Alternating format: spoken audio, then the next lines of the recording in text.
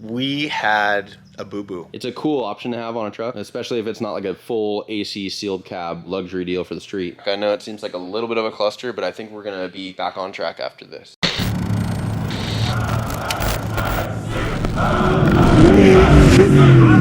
Hey guys, so here we are at Morgan's studio, and we had a boo-boo. That boo-boo was we lost some very important footage. So sorry about that, guys. That's why there's been a delay on the Final Frontier stuff. We're gonna basically kind of pick up where we left off. Morgan's gonna go over some really important things on the truck that he really wants to highlight. It happens. We need to just circle back and go through the things that were missed. You need to see like those steps, so we're not just jumping in and you're like, whoa, dude, what Wait, how did this get here? All the crap. I remember where we last left off. I started laying this stuff out. I think the ones will stand for the most current, like the next updates. 2s will be the following. 3s will be the next, and these would almost be like episodes. You could probably put 1 and 2 together, but these would be like episodes that needed to be filled in. And so we can talk about these now, and then we can jump back into walkthrough updates like usual. Again, Morgan really wanted you guys to understand like the process of how he kind of lays everything out and how the build is progressing and how it's progressing every few weeks. Yes. So let's get to it, man. Powder coat everything, no paint. That was a thing I saw in the last episode that we talked about, like just painting some stuff. There was definitely a strong arm change with James in this program that we needed to just powder coat the whole chassis, the cab, the doors can stay, and all the suspensions. I believe powder coat is the most worry-free way of, putting a coating on the vehicle and the chassis to where it requires the least amount of service. That's what I need. Yeah. With the kids and stuff. Exactly. So it might put me a little farther back as far as time goes, but I think it's in the long run, it's probably the best decision.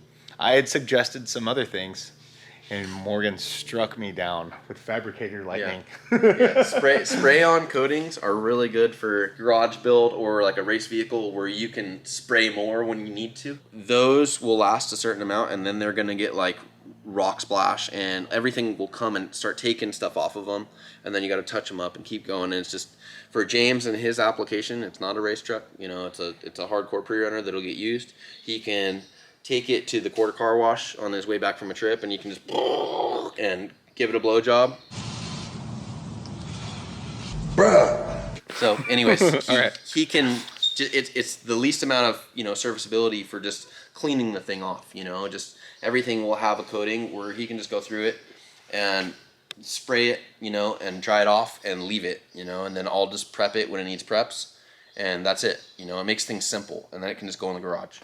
So it's not going to be something where like we're trying to preserve the interior and have that raw, just so it looks cool. I mean, I know that that's a cool thing, but at the same time, you want to just be able to preserve this thing to the point where it lasts and it doesn't rust, and you're not scrubbing it or doing WD-40 and Scotch-Brite or anything like that. Yeah, because I'm taking this thing to the Midwest, and if Pismo stays open, and stuff no matter what will rust at Pismo. Yeah, so I'm gonna do my best, man. That's a dead end road. I know last episode we had Cameron welding the new bump stop mounts. We talked about the upper arms getting more reinforcement for the strike area and kind of adjusting where the bump stop strikes. The number one thing that I really want to showcase is the removable windshield. This was one of the last things that Cameron did when he was here. He did a good job on it. It's very cool. Mike did my glass guy cut all these corners special.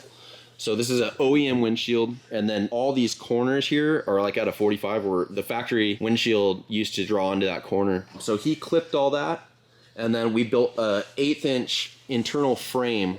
You can kind of see through here where it is, like this is all part of it, right? So there's a little gap, and the glass is actually glued to the 1/8", and then that has 3/8 hardware with nutserts on each corner. So that whole thing actually comes out. It's not fully sealed. I think if you put weather strip, like some kind of insulation in between the 1/8" and the cab, you could have a really good seal on it, but it's not like glue seal. So it's just optimal for, your different climates where you can pop that thing out. If it's super dusty or super hot, then you can get so much airflow, just taking that thing out. Great. Or if it's raining, Or if it's cold, then you for sure want that thing in, you know? So it's just, I know Darren Parsons has one that Eric Moore did. Yeah. And we got the idea from that and just, you know, translated it over to our own design. If this thing does crack, the only bummer is you would have to have someone cut the corners, clip the corners here, but this is just an OEM windshield that's stuck on here. I mean, it's not even an OEM, it's just a replacement windshield that's glued on here the same way you would if it was the glass going to the cab. It's just on its own frame, so it comes out. So what I want to do is I want to pop that off and just show you guys how easy it is to take on and off and show the thing just by itself sitting. Cool.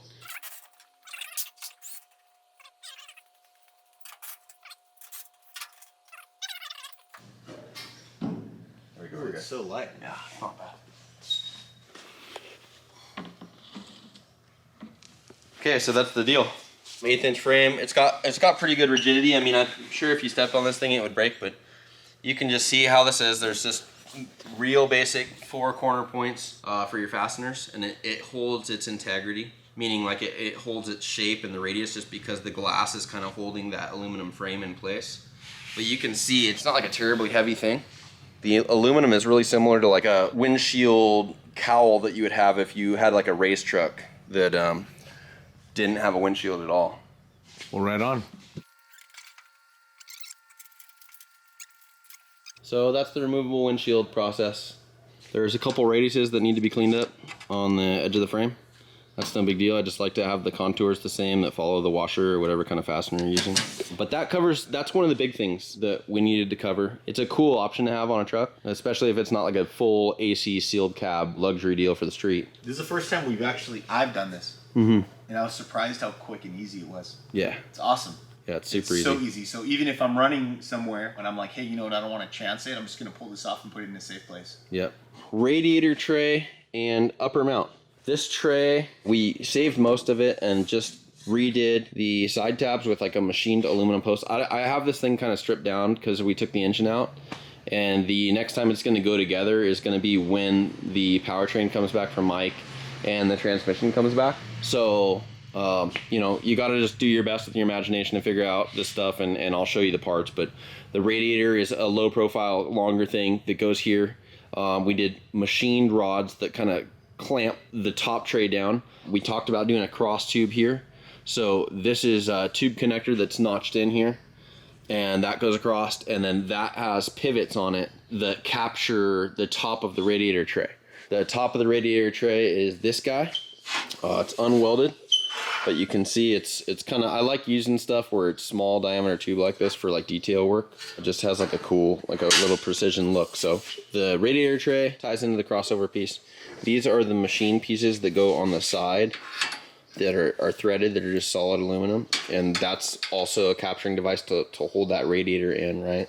These are all hard lines for the water, so these are all coolant lines that go to the radiator. We just got away with minimal silicone ends on these things where we don't have to have like a bunch of connectors. It's just all solid line. The intake, same thing, all solid, one coupler, and the filter goes on the end. That's tabbed to the chassis. We also have the reservoir and the filter mounts integrated into the chassis, which is this guy right here. Also these pieces here, which are like couplers, I guess you'd call them couplers. This is for your coolant lines. They have a little indexed machine part for hose clamps. You can see like it's a step on here. So that's actually machined where you can put a hose clamp on there and it doesn't want to slide out because it's captured on those guys, right? So there's 2 here. There's 2 on this other side. The other thing we have too is the reservoirs for the bypass and the coilover that lives here. They both go in these slots, right? So these holsters hold both shock reservoirs and they're symmetrical per side. That'll just get hoses that fit for that when we get the final shocks. The brake reservoirs are up here and flush where they need to be with the trim piece, which we'll talk about next episode. This upper section here, we redid and we put kicks in here. They were just a straight run before, and we're just trying to maximize headspace. Even if it's just for James's kids, we want to just be able to have the most clearance we can to the roof. So now this is, you know, I don't think you can even fit a piece of paper through there. I cut out sections up here and welded everything 360. Cut this section out, which there's still a spacer in here. But I cut this whole thing out 360 and then did all the welding, double pass, root pass, cover pass. And we got as much clearance as we could for the rear occupants. So that was one thing that was part of the updates. Basically, my kids and Arshia's friends. There you go. That's pretty much it. Or any petite people. Petite people. Is that appropriate? Petite I think people? it is. Yeah, that's fine. I don't think that's It's just a matter of time. How dare you, sir? I know, right? Canceled. So don't look at any of the sheet metal stuff because that's later. Safecraft has helped us out and they're part of my program here. I run their fire suppression on every single build that we have a hand in. This is their 10-pound fire suppression system. We'll be running external fire extinguishers as well on the rear of the chassis. But we probably need to do a whole episode with Safecraft and kind of the program they have and how that stuff works. The small tab here in the middle of the B-pillar tube is for a Parker pumper, so the fresh air system. We are using a PCI unit with that. We can kind of go over that stuff once it's in the car. So again, you guys, shit happens. We'll figure it out. It's my apology, James' apology. Yeah, it's kind of like math. When you're going to the next chapter, you're going to cover things that were already covered in the previous. So it kind of builds upon. So we may have review in the chapters coming up. You may have some review questions, but still going to all be in there. Just in case, we put window nets on this thing. We talked about doing it. So this is all a removable window net system, custom little machine guys to capture this where they still can pivot front and rear. So all 4 occupants will have window nets. I think that might be it on everything. We should be back on track. I know it seems like a little bit of a cluster, but I think we're going to be back on track after this. I think we're going to be good. Bear with us. Yeah. We're by far not professionals. There's a lot more with this build that we get to cover. It's pretty exciting. We get to cover this thing from where we started, and then it goes all the way to testing. So we'll be out in Barstow testing this truck. There's a lot of cool stuff. I won't mention any more. A lot of cool stuff going on, guys, for sure. Yep, and that's our list right there of stuff that we still have to do. So thank you guys. I'm pumped to see this coming together. Thank you guys for all the love and support, man. It's pretty cool to see everybody getting pretty stoked about this. It definitely blows my mind. All the support you guys are showing Morgan with this whole process has been really awesome. So thank you guys so much. I really mean that. Thanks, guys.